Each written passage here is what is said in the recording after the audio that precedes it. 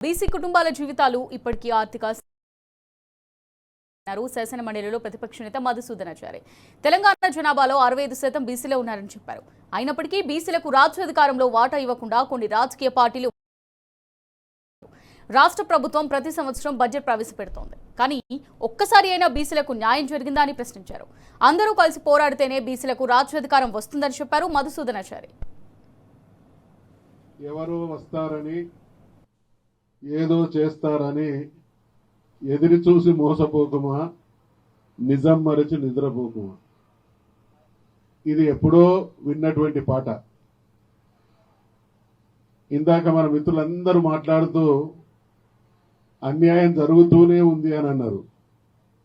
నేను దీనికి కాస్త సవరణ చేస్తా ఉన్నా, అన్యాయం పెరుగుతూనే ఉంది, జరుగుతూనే ఉంది కాదు, పెరుగుతూనే ఉంది. ఇక్కడ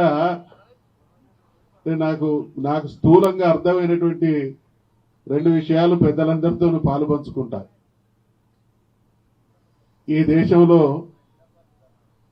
ప్రజాస్వామ్యం ముసుగున ఒక భయంకరమైనటువంటి కుట్ర అంతర్లీనంగా కొనసాగుతా ఉన్నది. మా గుజ్జ తమ్ముడికి కుట్ర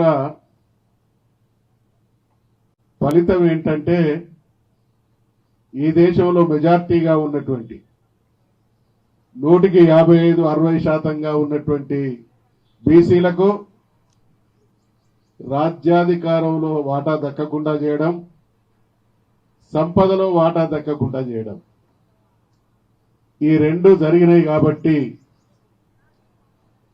ఇవాళ దాని దుష్పరిణామాలు అంటే బీసీల జీవితం ఏమైందంటే, ఈ దేశంలో ఉండేటువంటి ఆధిపత్య కులాలు, అగ్రకులాలు సంపద అనుభవించడానికి, సుఖప్రదమైనటువంటి జీవితం గడపడానికి వాళ్ళ జీవితాలు కొనసాగుతూ ఉంటే, బీసీలు అనబడేటువంటి మన జీవితాలు సమస్యల్లో పుట్టి, సమస్యల్లో పెరిగి, సమస్యల్లో జీవితం ముగించడమే బీసీల జీవితం అనేటువంటి